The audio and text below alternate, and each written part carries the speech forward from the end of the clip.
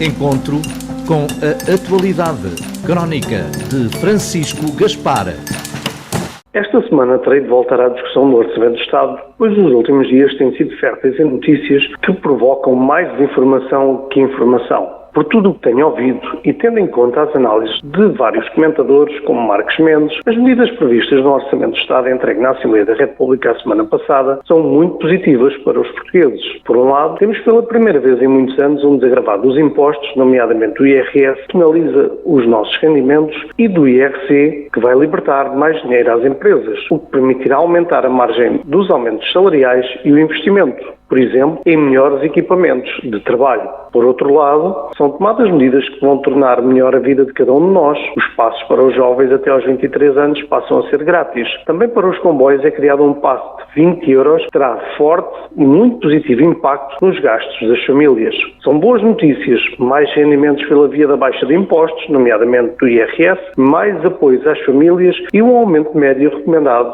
perto dos 5%, logo muito acima da inflação. Neste caso, devido ao aumento de 50 euros no ordenado mínimo nacional, aumento que será idêntico nos próximos anos e acima do previsto pelo governo anterior. Também os mais idosos verão o complemento solidário de idosos aumentar, a que se junta um bónus extra entre 100 a 200 euros no verão do próximo ano, de acordo com a execução orçamental do primeiro semestre. São alguns exemplos de boas notícias que vão impactar fortemente na vida de todos os portugueses. Mas apesar de tudo isto, neste momento ainda não existe a certeza que o orçamento seja aprovado, nomeadamente porque o PS não se define, apesar do Primeiro-Ministro ter cedido nas principais questões levantadas e linhas vermelhas estabelecidas. Neste momento, a discussão anda em torno da divisão dentro do PS, onde duas fações se confrontam, os que dizem não haver margem para chumbar o orçamento e os que põem a sobrevivência política acima dos interesses dos portugueses e defendem o chumbo. Penso que nenhum português percebe o que está a acontecer. Houve cedências, de parte a parte, mas em particular do Governo, o que falta agora.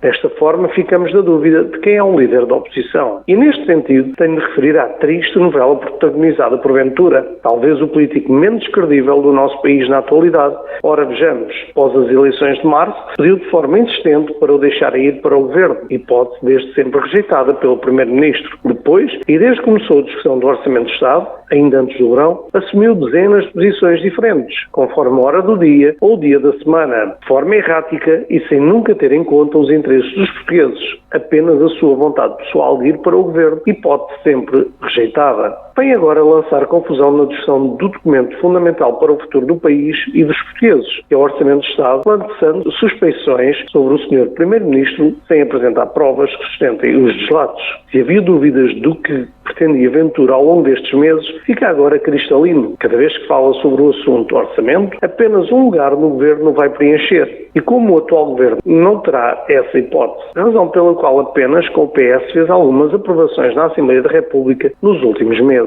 Este não é, nem nunca foi um interlocutor credível, pelo que esse sentido de Estado do PS é fundamental quando discutimos o futuro dos portugueses. Espero que a ala moderada do PS prevaleça e se verifique a aprovação do Orçamento do Estado, pois não podemos viver a duodécimos como nos querem fazer crer. Há medidas muito importantes e urgentes que são aprovadas com este documento e que vão ter forte impacto na nossa vida, como a baixa de impostos e os apoios sociais.